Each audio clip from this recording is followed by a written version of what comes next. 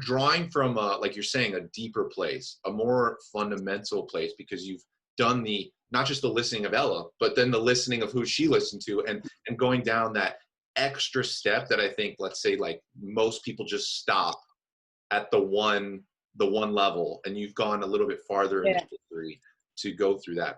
When you say you knew that, I mean, because it's you sing bebop, you can do all that, but what is it about the 20s music that you love so much? Why is that? Why did that connect deeper to you? Is it the stories? Is it the more of the lyrical content?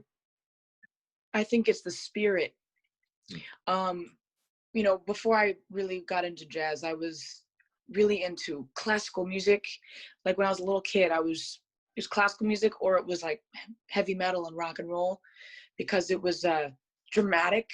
And that's why I fell in love with vaudeville and a lot of the, you know, like kind of theater, like the theatrical music of the 20s, and the spirit, like the mixture of the theater and the drama, and like over the topness, along with the spirit, which was, this is like, you know, it's prohibition, and we're all breaking the rules. It was rock and roll, man. Everyone was cross-dressing, and everyone was, you know, the speakeasies, you'd have the cops sharing drinks with white people, black people, you know, all kinds of, you know, classes and races mixed together. And I think that just like the decades that came, it just was such a backlash from that, you know? Right. And I think you hear it in the music. And I mean, the music was just so new. Like to hear, can you imagine hearing like someone to watch over me for the first time, right? No, that'd be insane. Or like strutting with some barbecue. That's like Bohemian Rhapsody, you know? People went crazy for it. And I think I just, you know, I like to put myself in that place in time. And it just felt, the music felt so alive. And, you know, if you play it for someone who doesn't know anything about jazz, they pick up on it too. Yeah, they feel that feeling immediately. Well, you know, I didn't even think about it that way. But, you know, nowadays there are people who go and sing that music, and even try and sing stylistically like that.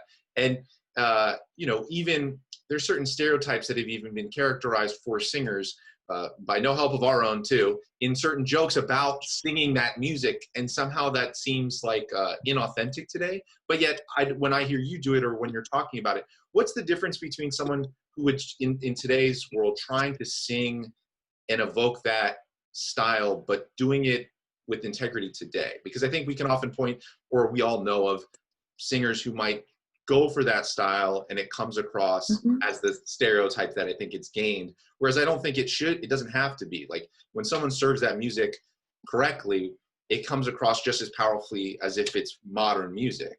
Sure. Yeah, exactly. Like I think actually that more has to do with their sincerity with themselves. I don't think it necessarily has to do with like because I've heard people sing 20s music that don't have that voice, right? They don't tap into the really stylized sounds and the timbres, but they are at integrity with themselves, and then they're singing sincerely. You know, the music it's truly them, and that is more enjoyable for me than someone who, like you said, someone who's like they've studied it, which is great, but then they don't have a connection with the song, and they're just singing like super stylized without much of a spiritual connection with it. It's just, but the people that I listen to and hang out with are the people that do, like when I do that style live with Emmett, I change my voice a little bit.